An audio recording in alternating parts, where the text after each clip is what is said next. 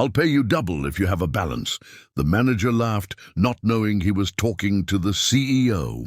It was a busy morning at the AK Bank branch.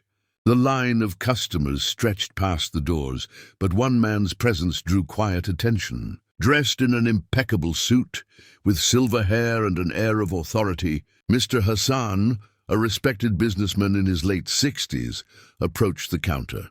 He handed over his card and asked, "I need to transfer some funds and check a balance for an important investment." The teller scanned the account and frowned. "Sir, your account shows insufficient balance for this transaction." Before Hassan could respond, the branch manager, a young man with a smug grin, leaned over. "Don't worry, sir," he said with a laugh. "I'll pay you double if you have a balance. That should fix it, right?" Hassan blinked, a faint smile tugging at his lips. Most people would have been offended, but he noticed the manager's overconfidence and his lack of awareness. Hassan kept his voice calm, kind, but authoritative. "Interesting offer. But I think we can handle this differently." The manager, still laughing, didn't recognize him. He continued joking, unaware that Hassan was the very CEO who had recently acquired a controlling stake in AK Bank. "You know, not every day I see someone struggle like this," he said. Smirking, Hassan's expression softened. "Perhaps, but let's focus on solutions rather than jokes." He then instructed the teller to process the transaction immediately and even offered to cover the bank fees personally, ensuring no one's day was disrupted. The branch manager's laughter faltered as realization dawned. "Wait, you're the CEO?" he stammered. Hassan nodded gently. "Yes, and that's why I believe that every person, at every level, deserves respect and patience. A small act of kindness goes a long way." Emma, a young bank assistant watching the scene unfold, felt a wave of inspiration. Hassan's humility, even in power, transformed the tense moment into one of learning, respect, and unexpected generosity. As he left the branch, Hassan waved to the staff. "Remember," he said, "it's not just about balances in accounts, but the balance of kindness in life that matters most." The manager stood frozen, humbled. Hassan's presence had not only settled the transaction, but had reminded everyone that wealth and status are meaningful only when paired with humanity and empathy. As Hassan walked toward the exit, he noticed a young mother struggling to carry her child and a stack of documents for her account. Without hesitation, he stepped forward.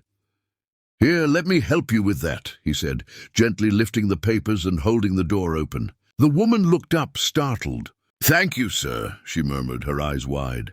Hassan smiled warmly. "No need to thank me. Everyone deserves a little help now and then." Inside the branch, the atmosphere had completely shifted. The branch manager, once confident and teasing, now watched Hassan with a mixture of awe and regret. He realized how small gestures, patience, understanding, respect could leave a far bigger mark than jokes or arrogance. Later that week, Hassan returned to the bank, this time for a casual meeting with the branch staff. He didn't come with the airs of a CEO. Instead, he asked questions, listened, and encouraged the team to share their challenges. "Leadership isn't about authority," he said quietly, looking around the room. "It's about recognizing the human side of every interaction. Kindness is more powerful than any balance sheet." Emma, who had watched Hassan in that first encounter, couldn't help but feel inspired. His example reminded her that integrity, patience, and compassion were qualities worth holding on to, no matter how stressful life got. Weeks later, Hassan quietly arranged for a scholarship program to help families like hers, employees and customers alike, gain education, skills, and financial literacy. He didn't announce it publicly. He simply ensured that those who needed it the most received the opportunity. The branch manager, humbled by the experience, began treating each customer with newfound respect. The staff learned from Hassan's example, and the culture at the bank began to change, small acts of kindness multiplying into larger waves of goodwill. And as for Hassan, He left the bank each day not counting the profits, but the moments where he could make someone's life easier, lighter and brighter. Because, as he often reminded himself, real wealth wasn't in accounts or investments. It was in humanity,